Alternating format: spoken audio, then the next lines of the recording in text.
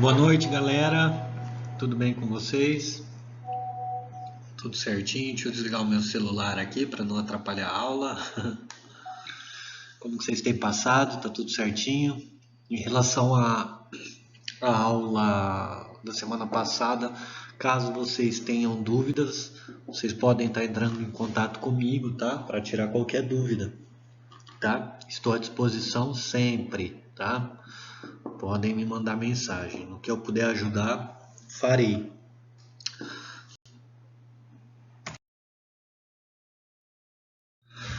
Tá, gente, vamos conversar um pouquinho agora em relação à aula 7, tá bom? Diagnóstico de gestação. Eu gostaria de estar em aula presencial com vocês e principalmente em aula prática, tá? Para vocês verem em tempo real quando passa o ultrassom e ver um diagnóstico de gestação.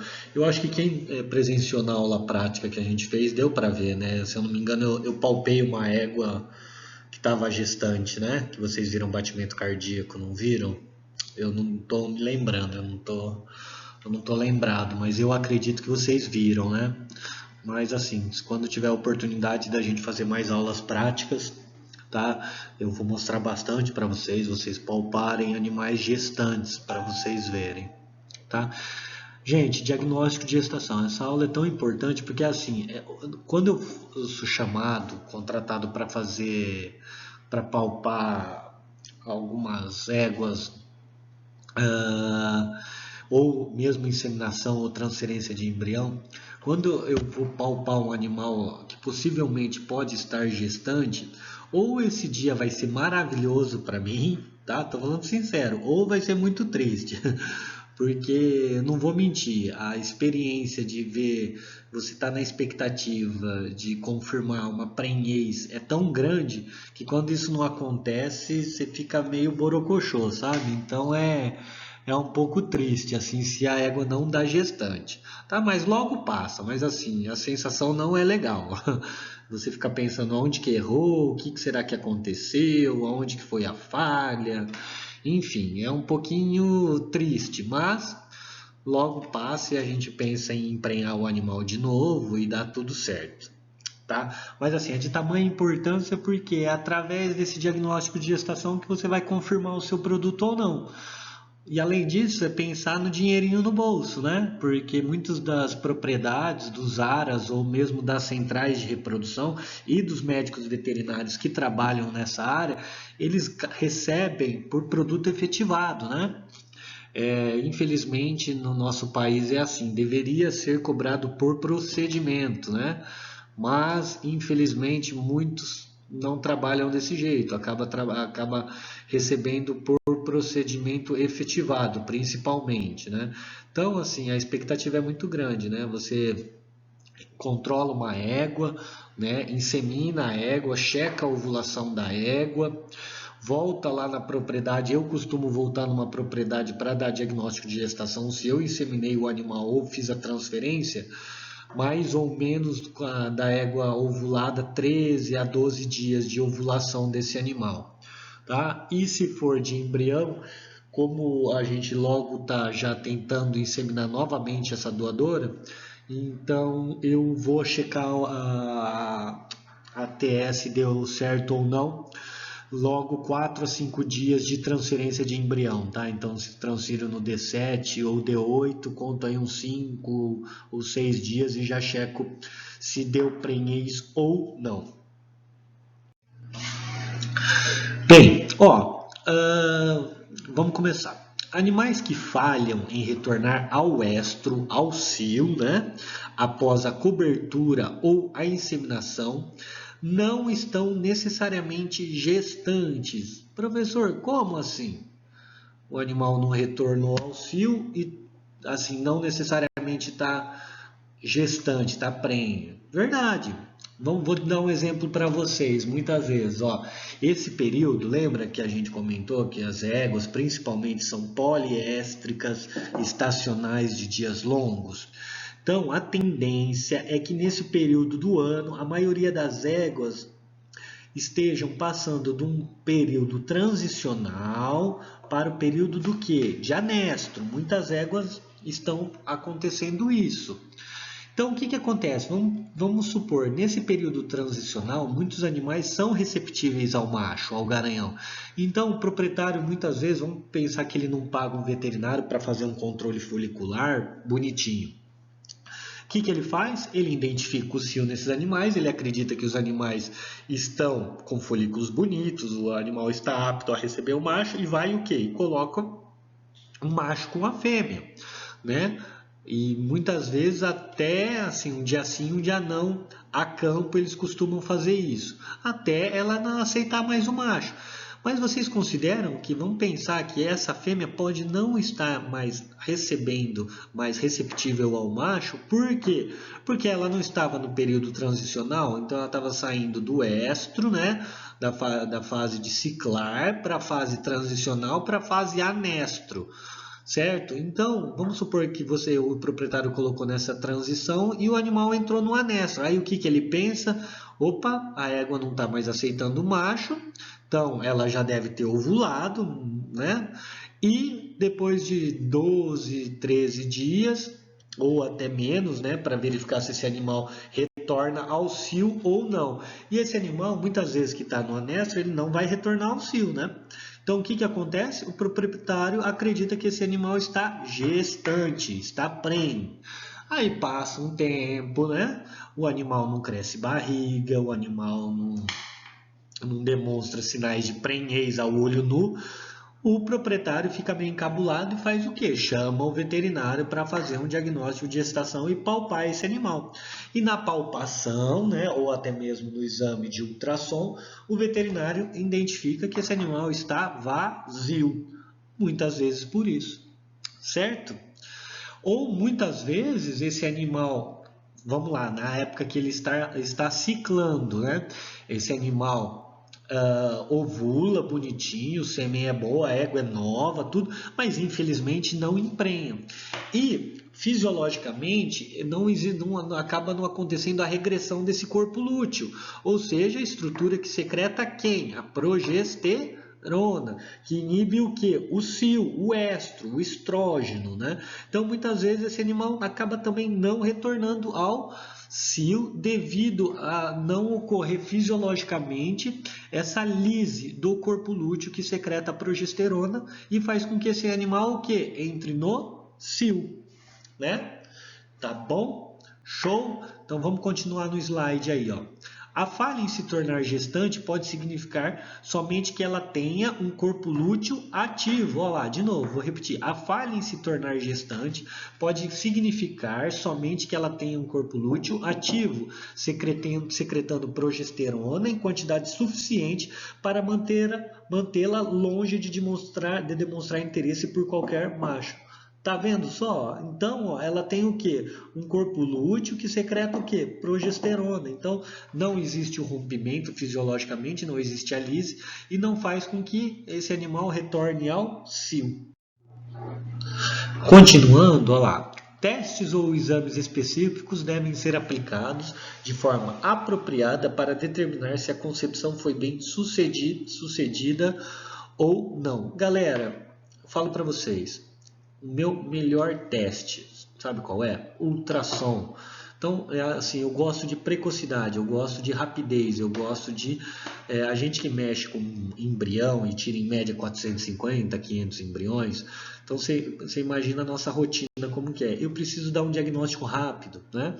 E o diagnóstico rápido para a gente o que é qual? O ultrassom, tá? Ultrassom, ultrassonografia transretal.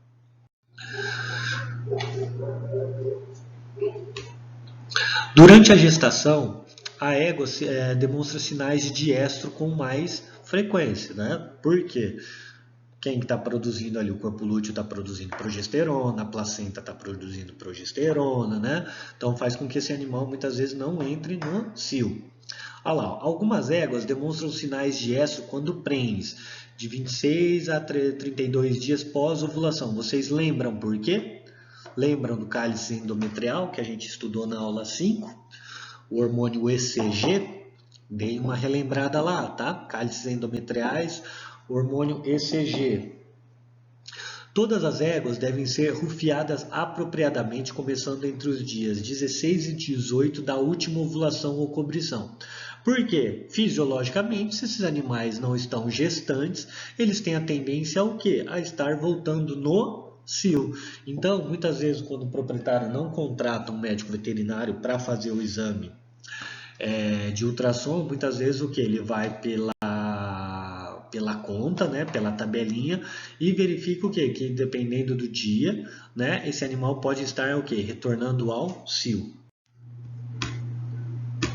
As éguas que exibem sinais comportamentais de estro nesse momento provavelmente não estejam prenhes, ou seja, você está acreditando que o animal está gestante, está prenhe, né? E esse animal demonstra sinais de cio, ou seja, ao chegar perto um garanhão, um macho, ela apresenta sinais de receptividade ao macho, ou seja, muitas éguas começam a mascar, tá? Jumentas, tá? Começam a mascar demais, tá? As éguas acabam erguendo a cauda, fazendo a cauda em bandeira, que a gente fazendo, ou sinais de micção, né? Muitas éguas acabam, vamos supor, mais masculinizadas, acabam até montando em outras fêmeas, tá bom? Elas acabam montando e as fêmeas acabam aceitando. Tá? Nas vacas, né, podemos ver muitas vacas montam nas outras, né? A maioria das propriedades de leite até acabam pagando pessoas, funcionários só para observar o cio, ou seja, as vacas que ficam subindo uma nas outras já com demonstração de cio. As que não apresentam sinais de estro nesse período podem estar sob suspeita de gestação, mas isso não é um diagnóstico, somente um sinal indicativo. Tá? Então, não voltou ao cio? Pode ser que esteja prenhe, mas pode ser que não. Faça o exame, ou a palpação, ou ultrassom. Na vaginoscopia, vamos pensar na observação da cérvix. Essa cérvix tem a tendência ao estar o quê? No período de gestação, aberta ou fechada? Não vamos pensar num problema patológico, aí uma dilaceração, né? Não vamos pensar nisso, mas vamos pensar fisiologicamente no normal. Essa cérvix é para estar o quê? Fechada, né? É a base de progesterona com tônus o quê? Firme. Uma cérvix fechada. E observando essa cérvix, né, no 17º e no 21º dia pós-ovulação e cobrição, as alterações compatíveis com a gestação incluem a membrana da mucosa pálida e seca, né? E o orifício, como eu falei no slide anterior, o que? Fechada. Vamos pensar agora no exame retal para o diagnóstico de gestação. Gente, é a prática de palpação. Lembra na aula prática que eu falei para vocês? Essa prática vocês não vão conquistar de um dia para o outro. É muito assim, é prática, é rotina, é palpar direto, é treino, tá? Treino, repetição, tá? Então, mas assim, é o exame mais confiável, mais fidedigno aí é a palpação. Tá? Ele é um exame preciso e confiável de diagnóstico de prenhez entre o 17º e o último dia de gestação. Mais ou menos no 17º dia após ovulação, o tônus, né, dos córneos uterinos aumentam drasticamente, mais evidente o que? Em éguas novas. A cérvix fica bem firme e pode estar o que? Alongada. Continuando no exame retal, o tamanho diferente de córneos uterinos, na maioria pode existir uma diferença no tônus detectado no ponto de fixação do embrião no corno uterino.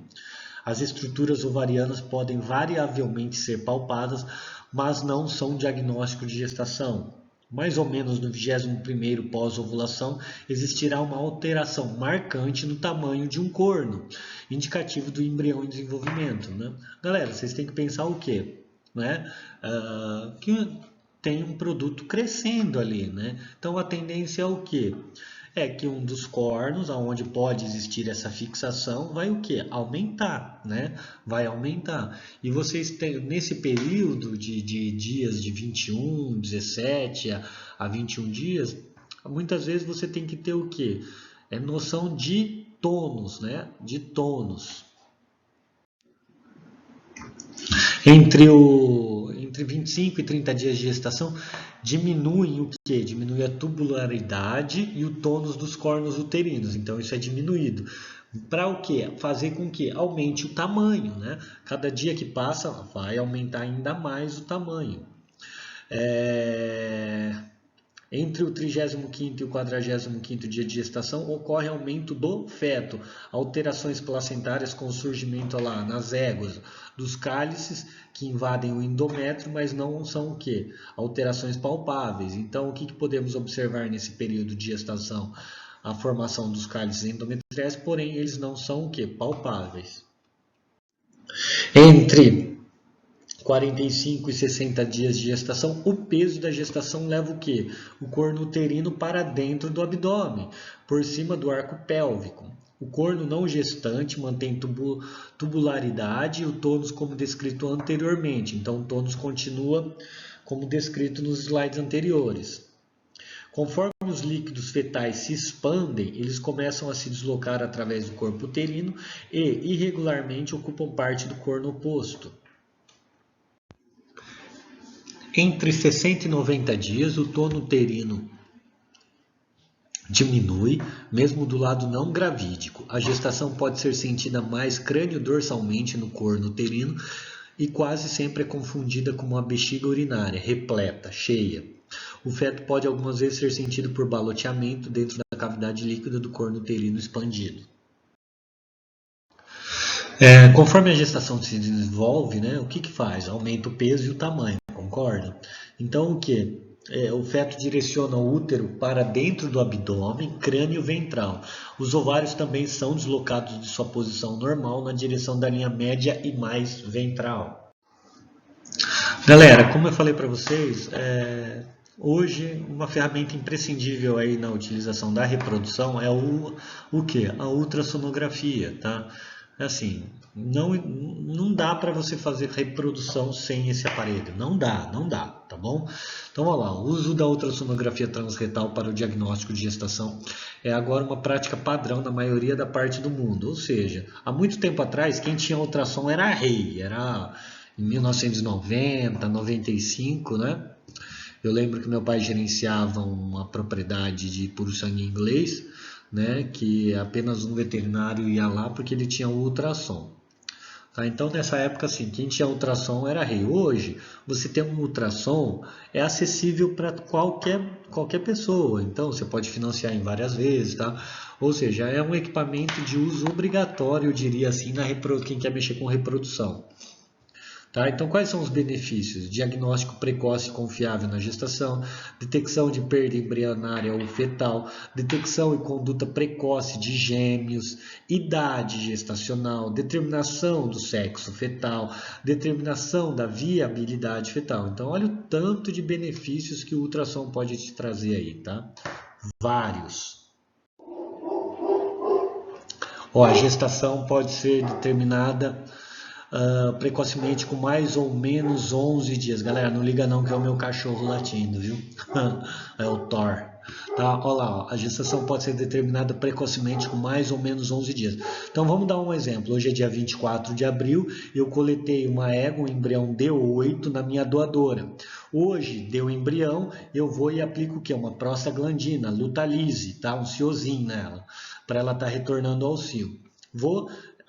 Sincronizei uma receptora, né, certinho, e transferi esse embrião nessa receptora. Daqui 4 a 5 dias, lá para o dia 29, eu verifico se essa receptora emprenhou ou não. Mas o que eu já fiz hoje na minha receptora? Prostaglandina. Então vocês concordam que se eu tiver que tirar mais embrião ou mesmo ter que repetir o mesmo acasalamento, essa égua é para estar retornando ao cio daqui 4 a 5 dias? Coincide mais ou menos com o meu período que eu vou dar o diagnóstico de gestação na receptora. Então, olha para você ver quanto é precoce, já com uma utilização de um ultrassom bom, eu consigo determinar prenhez ou não. Então eu já tenho noção de se essa égua está gestante, essa receptora está gestante ou não, e eu consegui pensar num outro tipo de acasalamento ou até mesmo repetir o mesmo acasalamento. Então, com 11 dias eu já consigo ver se essa égua está gestante ou não. O período típico para o primeiro diagnóstico de gestação com ultrassom é mais ou menos 13 dias pós-ovulação. Ah, professor, mas no parágrafo anterior você falou que era 11. Galera, muitas vezes você pode se confrontar com o quê? Com cisto uterino. Tá? Então, o que? A tendência é que com 13 dias essa vesícula embrionária esteja maior. Mas assim, se é uma égua, uma receptora ou uma doadora com útero limpo, bonito, você consegue ver visivelmente com 11 dias essa prenhez. Porém, se você quiser um resultado mais fidedigno, uma imagem melhor, com 13 dias você vai observar uma vesícula bem bonita na sua imagem, tá? Assim, se você vai numa propriedade longe, tá? Alguns quilômetros da sua casa, eu aconselho de 13 a 15 dias, tá? É o que eu aconselho a vocês a fazer essa palpação. Porém, se você tem uma central de reprodução e você está todo dia lá, tem funcionário veterinário que palpe para você, você pode observar com 11 dias, tá bom? O próprio embrião pode ser visualizado no 20º e 21º dia, tá? Vocês veem já a formação dele bonitinha. E galera, eu adoro, assim, a gente acaba vendo no nosso programa, no nosso protocolo de diagnóstico de gestação na central, o que a gente faz? A gente acaba palpando com 11 dias, com mais ou menos 17 dias, e eu palpo esse animal de novo com o quê? 25 dias. Para quê? Ver o batimento cardíaco. Muitas vezes a gente vê o desenvolvimento da vesícula, mas chega num certo momento que ele não tem o quê? Batimento cardíaco. A gente brinca até aqui na central que a gente acaba falando que esse feto é feto fantasma, ou seja, tem a vesícula, mas não forma o quê? O embrião, e a gente não consegue observar o quê? O coraçãozinho. Ó, essa imagem aí a gente pode observar o que? Olha, ó, a primeira imagem do seu lado esquerdo, uma vesícula, tá? Uma vesícula mais ou menos aí de 12 a 13 dias, tá? Depois a gente consegue ver o crescimento dessa vesícula, ainda não tem a formação propriamente dita do feto ali, né? Então, ó, a gente pode considerar essa vesícula mais ou menos entre 19 dias, mais ou menos. E a terceira imagem ali a gente já consegue observar o produtinho já. Olha lá, ó. Né? Então, aqui a outra eu posso considerar mais ou menos a primeira do lado esquerdo aqui já está com a formação, mais ou menos de 25 a 30 dias. E a outra imagem aí de 33 a 45 dias, mais ou menos. Pensando em diagnóstico de gestação, vamos pensar na mensuração de hormônios. Entre eles o que, galera? Vamos pensar. Não estou falando que é 100% de certeza, né? E nem que esse animal está gestante ou não, porque que nem a gente falou nos slides anteriores, esse animal pode não ser gestante, mas o que acontece? Tem ali o que? Um corpo lúteo ativo. Tá? E não existe prenhez, mas apenas um corpo lúteo ativo. Mas pensando nisso, vamos pensar nas avaliações de hormônio, entre elas progesterona, né? Olha lá, kits comerciais estão disponíveis para determinação de progesterona para uso no aras ou. Vamos pensar num hormônio muito importante nas éguas aí, que forma mais ou menos entre 45 dias de gestação. Qual é? O ECG, cálices endometriais. Lembram? A detecção de ECG de amostras de sangue é uma evidência de que a égua está prenhe. Vamos pensar nos diagnósticos falsos positivos. Ocorrem quando esse animal ele perdeu, ele abortou, ele absorveu, mas o que acontece? Ainda existem níveis de ECG, tá? Outro hormônio aí, o estrógeno, né? Os estrógenos produzidos pela placenta da égua prenhe e seu principal metabólito, o sulfato de estroma, podem ser detectados no plasma após 60 dias de gestação. A morte fetal resulta em rápido declínio da concentração plasmática de estrógeno em um período de 1 a 3 dias. O sulfato de estroma combinado com o ECG podem ser altamente sensível e específico para gestação. A combinação dos dois é muito legal. Usando essas duas técnicas, quando o ECG é maior que 1000 picogramas por ml e o sulfato de estroma maior que 6 nanogramas por ml, a sensibilidade foi de 90% e a especificidade foi de 97% para a gestação. Outro hormônio aí, a relaxina. A relaxina equina é produzida pela placenta e pode ser detectada em 80 dias, persistindo até o término da gestação. Pode ser utilizado como indicador de saúde e funcionamento placentário, bem como de viabilidade fetal e determinação da gestação. Galera, um grande problema aí que acontece, tá? Muitas vezes dupla ovulação e gêmeos, tá? Eu pego bastante isso na minha prática, tá? E não é viável, principalmente nas éguas, não é viável manter a gestação gemelar. Eu preciso fazer a manobra, né? Do que? Dia da retirada de um dos produtos, né? Isso muitas vezes, ó, outra função do ultrassom aí, a velocidade, a rapidez com que esse diagnóstico de gestação de gestações gemelares pode acontecer. Olha lá, 15 a 20% das gestações pode ocorrer principalmente em algumas raças, tá? Eu pego muito isso no início da estação de monta, duplas ovulações. Se um dos gêmeos não for retirado no estágio inicial da gestação, o resultado normal é o abortamento no estágio final de ambos. Às vezes acontece desse animal vir a parir os dois, mas com certeza são bem fraquinhos e isso pode comprometer o quê? Até a saúde da mãe e muitas vezes a saúde do quê? Dos dois produtos. Várias complicações ocorrem com abortos de gêmeos, distocia, retenção de placenta, involução uterina tardia, metrite, endometrite, entre outros problemas. Quase todos os gêmeos são bivitelinos, se originam de ovulações duplas. Podem ser embriões do mesmo tamanho, ovulações em curto período, ou tamanhos diferentes, ovulações em dias diferentes. Eu já peguei nessa estação de monta aí embriões de quase diferença de 2 dias a 2 dias e meio. Então, assim, cuidado, tomem muito cuidado. Olha lá na imagem aí, ó. Né? Podemos ver do lado esquerdo duas vesículas, né? E olha a outra imagem, ó. Nós observamos o que? Um cisto e o que? Uma vesícula. Esse cisto aí, ó, se você não conhece a égua, se você vai palpar primeiramente a égua, você palpa, você pode confundir esse cisto com o que? Prenhez, tá? Prenhez aí, ó. Tá, então vamos pensar essa vesícula que está grandona aí, ó, esse embrião que já está grande, está até visível aí. Vamos supor se com uns dias a menos aí, se a gente passasse e desse o diagnóstico de gestação. Com esse cisto, você muitas vezes, se você não conhece a égua, você pensaria no quê? Numa gestação que? Dupla. Vamos pensar então na intervenção precoce. Entre 14 e 16 podem ser manipulados por compressão manual de um deles usando o ultrassom como guia. Tá? Por quê? Com 14 e 16 dias não ocorreu ainda o que? A fixação. Tá? Se você deixar muito tempo, esperar muito tempo, pode acontecer o quê?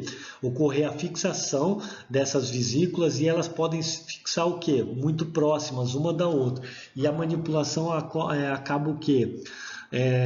Sendo mais difícil essa manipulação com essas duas vesículas fixadas uma próxima à outra. Então, a hora que você faz a manobra, muitas vezes você acaba esmagando as duas vesículas por causa da proximidade de uma e da outra.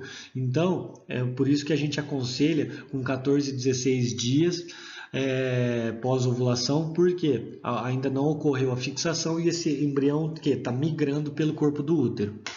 O útero é examinado novamente para verificar se o embrião remanescente não foi lesionado. O que acontece? Muitas vezes você ao esmagar a manobra digital de uma das vesículas, dependendo do tamanho dessa vesícula, o que eu observo? Que ela, ao esmagar, essa vesícula libera muito líquido.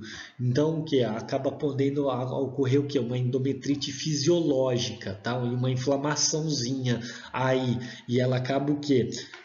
Você palpou, você esmagou palpa de novo, você vê que essa vesícula, a outra vesícula tá bonita, tá íntegra, mas depois de 2 a 3 dias você vai repalpar esse animal, palpa ele, passa o ultrassom de novo e observa aqui o que? O animal absorveu a outra vesícula também. Sugere-se o que? Uma dose de Banamine, ou seja, um anti-inflamatório, aí, um Flunixin Meglumine, ou até mesmo 7 a 10 dias de Altrenogeste após a redução manual. Eu não acabei não comentando no slide anterior, mas a manipulação pode liberar o que? Prostaglandina. Essa prostaglandina faz o que? Lisa o que? O corpo lúteo, ou seja, a estrutura que secreta a progesterona, que mantém a gestação. Devido a uma manipulação intensa para esmagar um dos conceptos ali, o que acontece? Ocorre a liberação de prostaglandina, lisa o corpo lúteo e ocorre o que? A absorção. Esteja certo de que seu diagnóstico está correto e de que não está visualizando um concepto e um cisto, tá? Gente, já me aconteceu, né, de eu achar que é uma prenhez gemelar e muitas vezes é um cisto do endométrio. Então, como que eu posso descobrir se é um cisto ou é uma prenhez? Volta na propriedade, mensura esse cisto, faz várias mensurações, faz a mensuração de uma da outra vesícula possível, volta na propriedade daqui 2, 3 dias, palpa de novo esse animal, mensura de novo essas vesículas e observa. Se for um embrião, se for uma vesícula embrionária, qual que é a tendência? Que essa vesícula cresça, né? E o cisto que continue com o mesmo tamanho. Quanto mais cedo a intervenção manual for realizada, melhores serão as taxas do que? De êxito. Os embriões que ainda não sofreram fixação, olha lá, igual eu comentei no slide anterior com vocês, são mais facilmente separados com o uso da probe e podem ser manipulados até a ponta do corno uterino e comprimido nesse ponto. Então, ou seja, vamos supor, vocês palparam o animal pela imagem do ultrassom, observaram a vesícula unida perto da outra. Se não ocorreu a fixação ainda, você consegue meio que direcionar essa vesícula para até um corno uterino e fazer a manipulação nesse ponto. Aí a imagem, ó, uma intervenção precoce, quando ocorreu um esmagamento, olha como a vesícula tá ficando murcha, tá ficando, né, parece que rompeu, não tá aquela vesícula bonita. Galera, eu quero que vocês façam como trabalho de casa, tá? De acordo com essa imagem que vocês estão observando aí, tá? O que vocês fariam se vocês observassem na prática de vocês uma imagem de um ultrassom assim? O que vocês fariam? De acordo com a aula que a gente acabou de apresentar, tá? Vocês me respondam a caneta e me entreguem quando voltarem às aulas. Então, o que você faria se você fosse chamado até uma propriedade, você fez um diagnóstico de gestação, você palpou uma égua e observou isso, essa imagem. O que você faria? O que você acha que é isso? Tá bom? Me respondam e me entreguem quando voltarem às aulas.